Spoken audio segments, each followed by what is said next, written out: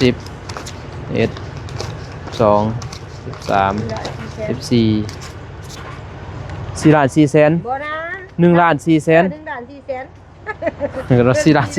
นก็เนี่ยผู้ดิม 1 2 3 4ยังสิเขาไปหาน้องบองอีกไอ้เขาไปบ้านนั่นนี่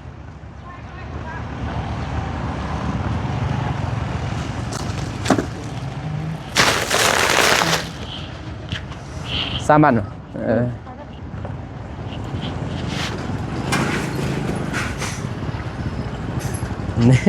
มันมาเอาเนี่ย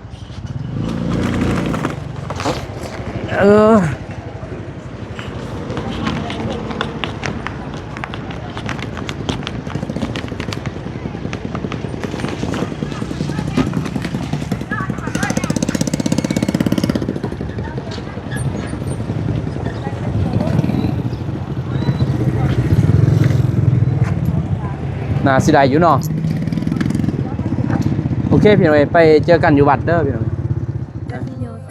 โดยมาแต่เช้าบ่บ่มาสวยแล้วมาขายป่วยถวายทองคำใส่ในเรื่องทองเลยขออนุเนาะพอเป็นเงิน1 แสน1 ล้าน 6 แสน 60,000 กีบกับน้ำ10 แพ็คกาแฟอีก10 ถุงองค์ใหญ่เพิ่นอยู่เนาะจะสมโพธิเดือน1 2 3 4 5 6 7องค์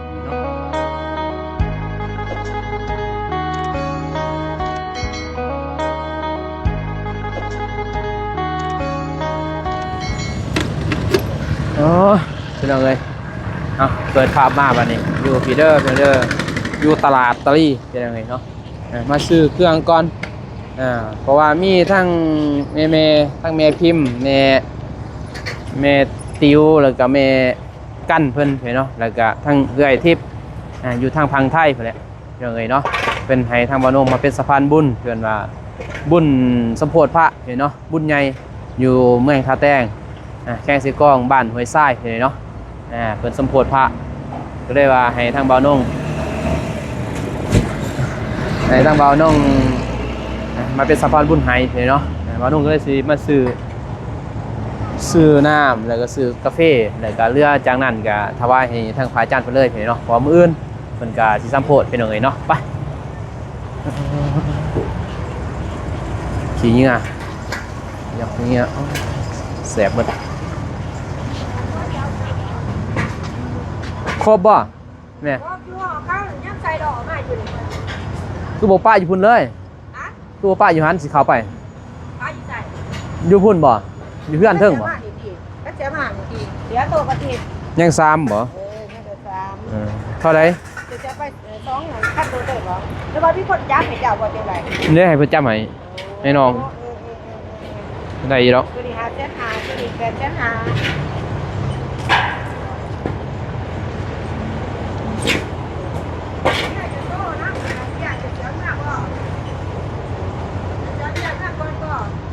บ่ได้ดอกพอสิไปพุ่นก่อนสิออกไปเวียกเลยโดยล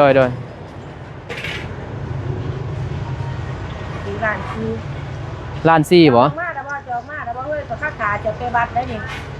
กำลังล้าน4เอามาเอาอยู่จะไปบัตร2 3 4 5 6 7 8 9 10 11 12 13 14 4 ล้าน 4 แสนบ่นะ1 ล้าน 4 แสน1 ล้าน 4 แสนก็4 ล้าน 4 แสนก็เนี่ยผู้ดิม1 2 3 4 5 6 7 8 9 10 11 12 13 14 15 16ยังอยู่ล้าน6 แสน 60,000เนาะไปให้ทางพระอาจารย์เพิ่นเลยมอบให้เลย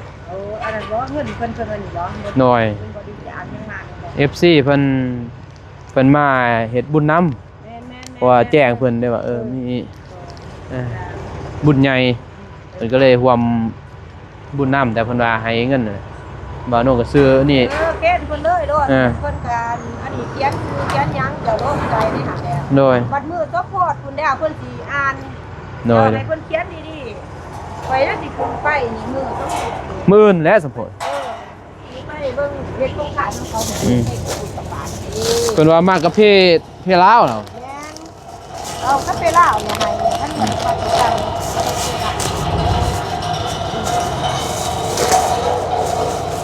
ถ้ามันมีลาวมันก็จะเป็นคนเลือกเอามา โดยเ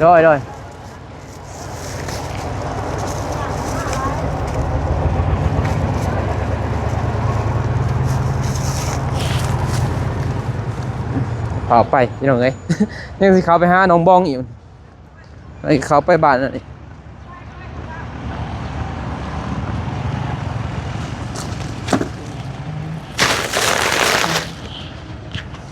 สามบ้านเหรอ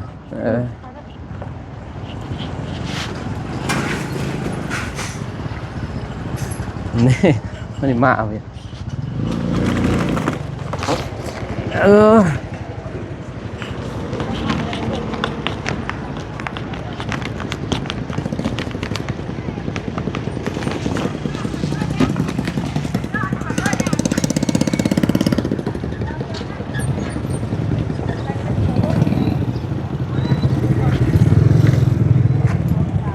น่าสิได้อยู่เนาะโอเคพี่น้องเอ้ยไปเจอกันอยู่วัดเด้อพี่น้องพี่น้องเอ้ยอ้าวหน้ามาโดยสบายดีไปถวายพุ่นแหละโดยมาแต่เช้าพุ่นบ่ โอ้มาสวยแล้วมาขายป่วย ถวายทางทางใส่ให้เด้อพอเลยสาธุอนุโมทนา อยู่นี่บ่ เอามาไว้ที่เดียวก็ไว้จั่วนี่จั่วเป็นหักเด้อของเด้อบอกซีในเรื่องของเรื่องสิริเกียรติได้ละทักซ้อนพอได้ให้ที่วดาที่ท่านสั่งฝ่าเพื่อนในเรื่องในส้มก็เงินซื้อจะดูไฟซาธุเด้อมันโยนหน้าซอยลูกซาธุเด้อเด้อ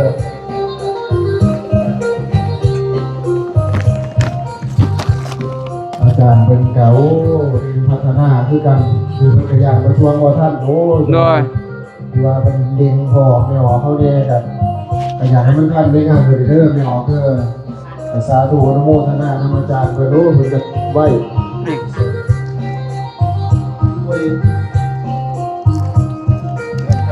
พ่อเงินนี่บาทนี่น้องบอก ได้แล้วจะใจคันเทศเพื่อนต่อได้บอกคือเพื่อนประกาศมีต่อได้เป็นเงินเป็นหนังต่อได้หนังจะแสนเงินจะแสนเราก็บอกชื่อเอาเลยน้ำให้มันละเอียดมันตอนนั้นก็เลยถามก่อนเรียนมาถึงจะได้ พออานุ่งโดยอันนี้ล้าน660,000เก็บแม่นล้าน660,000เก็บบ้านห้วยทรายแต่ว่าทั้งผู้ใหญ่เพิ่นตัวนี้จ้ะทางพังไทยเพิ่นนะ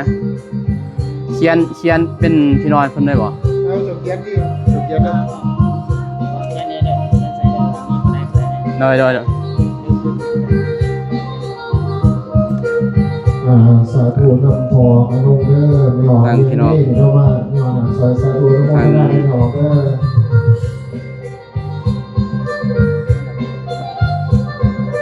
แขนรวมบุญฝ่ายทุกตัวเด้อไม่ออกก่อนเด้อทางไ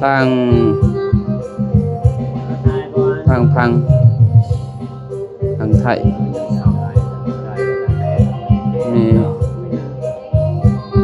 มีพิมพ์แม่เพนพิมพ์แม่ติวแม่ในการบ่มีงานอะไรมีแต่ผ่าเท้าเด้อลุงเขาหกเขากับเพี้ยนอะไรไม่ออก เพียงกันเนี่ยแก่เกิดขึ้นมา ไม่ได้นั่งยับเรื่องเนี่ยยับหลายนั่งจะมองตื้อ ฝ่ายนอกฝ่ายมีฝ่ายทั้งปวงนึง ร่วมเลยบ่อาจารย์ร่วมไปได้บ่ มารวมเป็นเยอะกันมาก เงินนั่น ทางของอนุนอกเลยเนาะทางหัวซ่าเป็นไงว่าอุปโภคนาเป็นปัจจัย1,660,000 กีบกับน้ำ10 แพ็ค กำลังดูดี10 แพ็คสาธุอนุโมทนานำบอกอนุเด้อครับผ่านหัวซ่า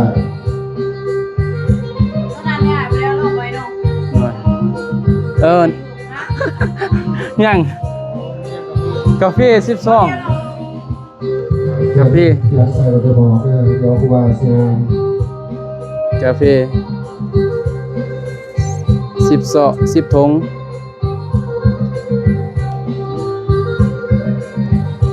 น่า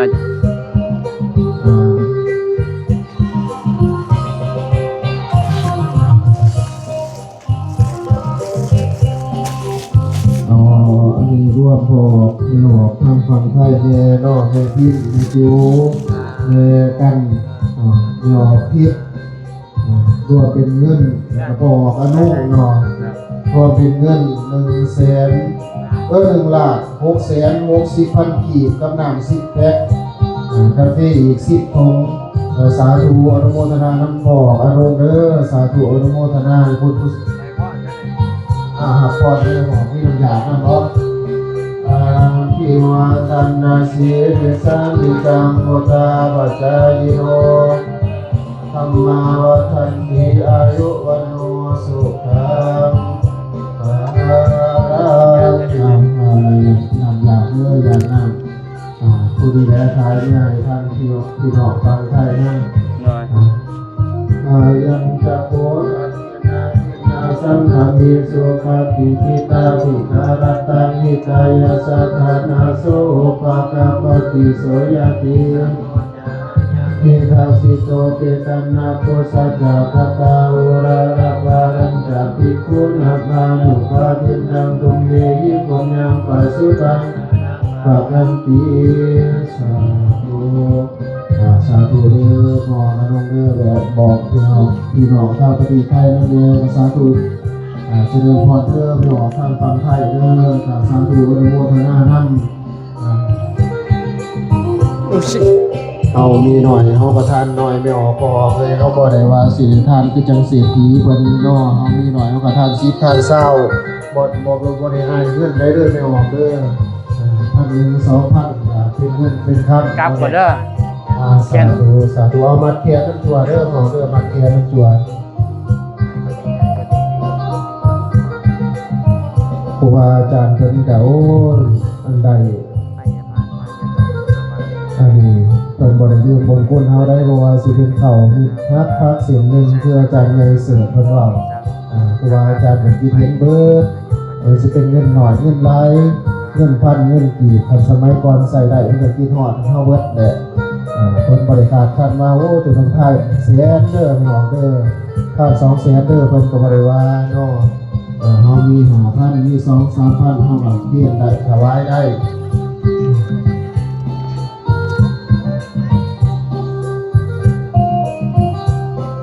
สาธุเด้อพอน้องสาธุคนดีนี่เด้อโดยหน้าที่การงานก็ขอให้รู้เรื่องผูกแขนบ่ขอให้มียอดเงินต่อไปเด้อโดยไม่ออกมาแคมรอดไม่ออกโอเคพี่น้องเนาะทางบ้านน้องก็ได้มาถวายแหละโดยมีเวลาถึงมานางเด้อโดยโหดนำกันโดยพี่น้องเนาะตั้งพระอาจารย์เพิ่นบ่อยู่มีแต่พระอาจารย์เพิ่นมาดูน้ำพี่น้องเนาะทั้งบ่าวนุ่งก็ได้มาถวายเด้อพี่น้องเด้อเนาะทั้งแม่พิมพ์เพิ่น500เนาะแล้วก็แม่กั้น500 บาทแล้วก็แม่ติ๋วก็500 บาทพี่เนาะแล้วก็ทั้งเอื้อยที่เพิ่นก็3,000 บาทพี่เนาะให้ทางบ่าวนุ่งมาเป็นสะพานบุญพี่น้องเนาะซื้อบ่าวนุ่งได้ซื้อน้ น้ำดื่มพี่เนาะ10แพ็คแพ็คหนึ่ง50,000พี่เนาะแล้วก็ซื้อกาแฟพี่เนาะทงหนึ่ง80พี่เนาะ10 ทงเงินรวมทั้งหมดเงินทางแม่ทางเอื้อยเพิ่นพี่เนาะทางแม่พิมพ์ก็1,200,000พี่น้องเอ้ยเนาะแล้วก็ทางแม่ทางเอื้อยทิพย์ก็2 ล้านพี่เนาะถึกอยู่3 ล้านไป3,200,000พี่น้องเอ้ยเนาะทางบ่าวนุ่งมาถวายให้ทางพระอาจารย์เรือจากซื้อน้ำดื่มซื้อกาแฟพี่เนาะแล้วก็มาถวายเพิ่น1,6,000พี่เนาะ1,600,000เงินนั้นรวมทั้งหมดเป็นเงินบาททั้งแม่พิมพ์แล้วก็ทั้งแม่ติวแล้วก็แม่กั้นเพิ่นแล้วก็ทั้งเอื้อยทิพย์พี่น้องเนาะอยู่พังไทยเพิ่นรวมทั้งหมดก็ถืออยู่ 4,500 บาทพี่เนาะรวมทั้งหมด 4,500 บาทก็เลยว่ามื้อนี้สัมโพธิพี่น้องเนาะมื้ออื่นสัมโพธิพระพี่น้องเนาะสัมโพธิพระใหญ่นี่แหละไปพี่น้องเนาะไปเบิ่งพอมื้ออื่นเพิ่นสิสัมโพธิพี่น้องเนาะโทรหาบ่าวตูนเพิ่นสงสัยท่านตื่นแต่นอนพี่น้องบ่าวนุ่งว่าสิชวนน้องเพิ่นมานี่แหละมาถวายนั่นแหละเนาะทั้งแม่พิมพ์แม่ติวแม่กันนี่เนาะแล้วก็เอื้อยทิพย์เพิ่นนี่เนาะที่เคยซอยเรือแหละตะกี้แม่ที่พิมพ์เพิ่นก็ซอยเรือทางบ่าวนุ่งนี่เนาะกับแม่กันแม่ติวเพิ่นที่จะสมโพธิพี่เนาะแม่นมื้อวันที่2 เดือน 2พี่เนาะปี2026พี่น้องเนาะนี่สัมโพธิพระใหญ่ที่บ่าวนุ่งทายมื้อนั้นแหละที่แห่มาแต่พูดแต่ตอนนั้นยังบ่ทันดุดเด้ตอนนี้นี่เพิ่นดุดเพิ่นปรับหมดแล้วพี่น้องเนาะเพิ่นเฮ็ดสถานที่บ่อนสมโพธินี่ผู้ใดอยู่ใกล้พี่น้องเนาะถาม FC อยู่ใกล้อยู่เที่ยวในเมืองท่าแต้งพี่เนาะอยากมาร่วมงานหรือว่าอยากอยู่ต่างแข้งพี่เนาะแข้งอยู่สารวัตรปากเซ่ทั่วประเทศลาวพี่เนาะผู้ใดอยากร่วมงานบุญสัมโพธิพระใหญ่พี่เนาะพระเจ้าไส่มงคลเพิ่นถ้าผู้ใดอยากมาร่วมงานพี่เนาะมื้ออื่นเด้อพี่น้องวันที่2 เดือน 2ปี2026พี่เนาะถือกับวันมื้อนี้วันเสาร์เนาะแม่นวันอาทิตย์เนาะมื้ออื่นวันจันทร์พี่เนาะถือกับวันจันทร์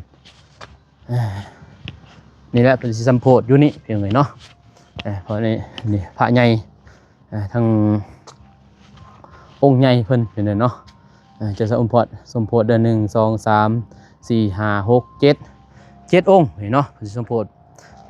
8อยู่หนาเนาะแม่นบ่อยู่หนา8พี่เนาะ8องค์แต่พระใหญ่เพิ่นเนาะผู้ใดมีใจศรัทธาอยากมาร่วมงานพี่เนาะก็ยินดีเด้อพี่น้องเด้อเนาะทางพระอาจารย์เพิ่นบ่ได้อยู่เพิ่นไปนิมนต์ทางหลายทางพระอาจารย์เพิ่นไปวัดก็เลยบ่เจอเพิ่นพี่เนาะมีแต่บ่าวนุ่งเจอแต่พระอาจารย์เพิ่นมาร่วมงานพี่เนาะเพิ่นมาหลายวัดพี่น้องเนาะก่อนอื่นหมดก็บ่าวนุ่งก็ขอขอบใจทั้ง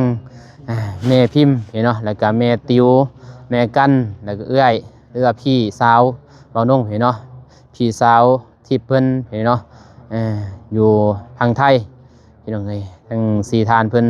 ผมขอบใจหลายแล้วขอบุญนำเพิ่นพี่เนาะขอให้บุญนี่ไปนำสู้ขอให้ทั้งแม่ทั้งเอื้อยอยู่ดีมีแห้งหมดสุขสุขคน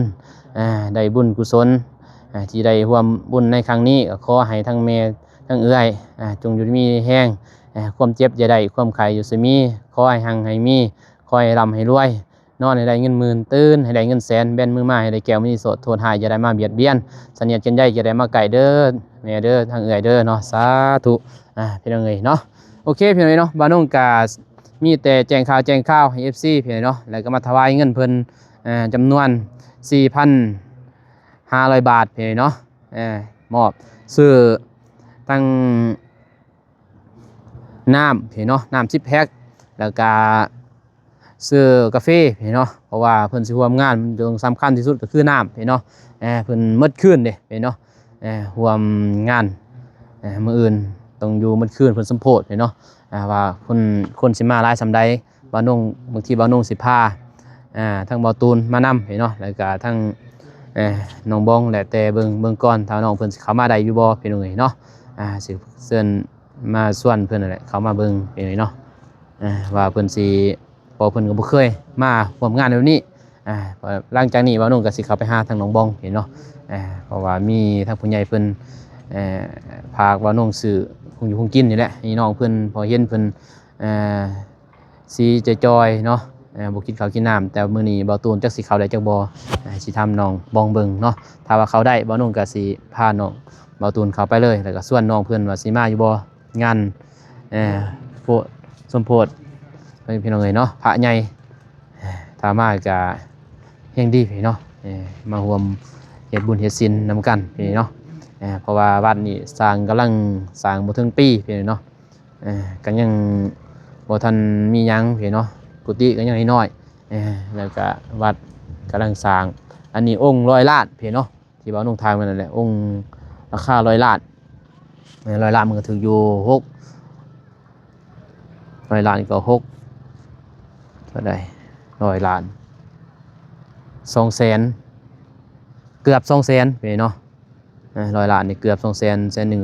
60เกือบ200,000พี่น้องเอ้ยเนาะโอเคพี่เนาะคลิปนี้บ่าวนุ่งก็สิจบเพียงนี้ก่อนพ่อแม่พี่น้องเนาะขอบคุณขอบคุณผู้ใหญ่ใจบุญทุกท่านแล้วก็ขอบคุณขอบใจทั้ง FC ทุกท่านเนาะที่เข้ามาติดตามรับชมและให้กำลังใจบ่าวนุ่งตลอดมาก็ขอให้ FC และผู้ใหญ่ใจบุญทุกท่านอยู่ดีมีแรงหมดสุขสุขคนเด้อพี่น้องเด้อเนาะพบกันใหม่คลิปหน้าคลิปนี้ขอกล่าวคำว่าสบายดีพี่น้องเอ้ยไปบ๊ายบายได้แล้ว